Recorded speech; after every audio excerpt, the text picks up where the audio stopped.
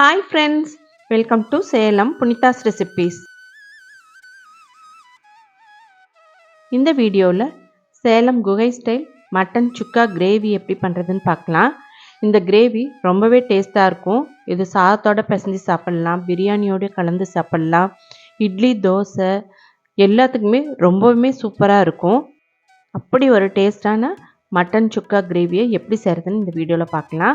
வீடியோக்குள்ளார போகிறதுக்கு முன்னாடி நம்ம சேனலை சப்ஸ்கிரைப் பண்ணாதவங்க மறக்காமல் சப்ஸ்கிரைப் பண்ணுங்கள். வீடியோவை ஸ்கிப் பண்ணாமல் ஃபுல்லாக பாருங்கள். அப்போ தான் எந்தெந்த ஸ்டேஜில் என்னென்ன சேர்த்தணும்னு தெரியும். வீடியோ ஃபுல்லாக பார்த்துட்டு ஒரு லைக் கொடுங்க, உங்கள் ஃப்ரெண்ட்ஸ் அண்ட் ரிலேட்டிவ்ஸ்க்கு ஷேர் பண்ணுங்கள். வாங்க வீடியோக்குள்ளார போகலாம்.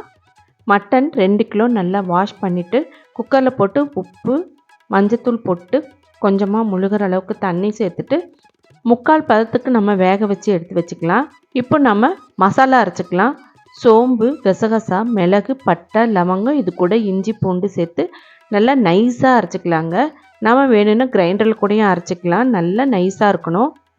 இப்போது ஒரு வாணலியில் ஒரு 400 ml கடலெண்ணெய் சேர்த்துட்ருக்கேன். இந்த சுக்காவுக்கு கடலெண்ணெயும் நல்லெண்ணெயும் சேர்த்துனா ரொம்பவே வாசமாகவும் டேஸ்ட்டாகவும் இருக்கும்.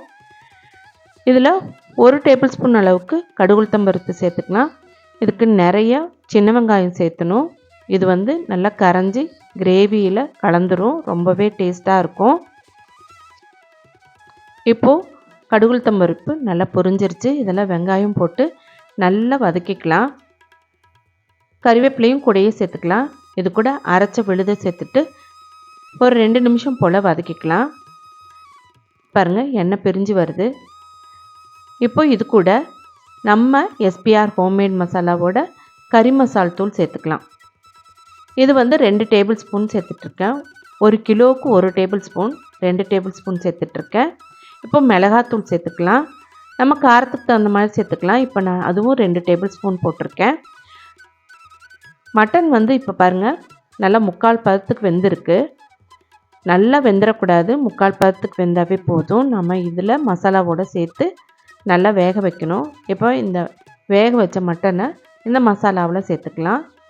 தேவைன்னா உப்பும் ஆட் பண்ணிக்கலாம். இப்போது நல்லா வேகட்டும்.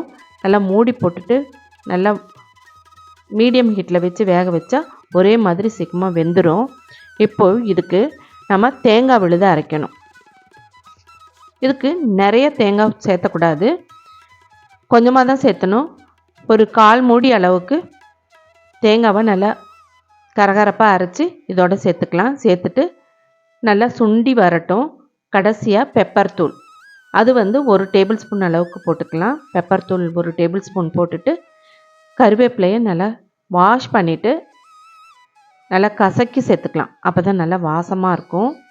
எப்போவுமே சுக்கா கிரேவிக்கு கருவேப்பிலை வாசனை தூக்கலாக இருந்தால் சூப்பராக இருக்கும். கொஞ்சமாக கொத்தமல்லி தலையும் துவிக்கலாம். இப்போ பாருங்கள், நல்லா எண்ணெய் பிரிஞ்சு அழகாக ரெடி ஆகிடுச்சு. இப்போ ஒரு பாத்திரத்துக்கு மாற்றிக்கிட்டேன். இந்த சூப்பரான மட்டன் சுக்கா கிரேவி உங்களுக்கு ரொம்பவே பிடிச்சிருக்குன்னு நினைக்கிறேன். இதை நீங்களும் வீட்டில் செஞ்சு பாருங்கள். செஞ்சு சாப்பிட்டு பார்த்துட்டு எப்படி இருக்குன்னு கமெண்ட் பாக்ஸில் சொல்லுங்கள். இந்த வீடியோ உங்களுக்கு ரொம்பவே யூஸ்ஃபுல்லாக இருந்திருக்குன்னு நினைக்கிறேன். இதே மாதிரி ஒரு யூஸ்ஃபுல்லான வீடியோவில் மீட் பண்ணலாம். தேங்க்யூ ஃபார் வாட்சிங்.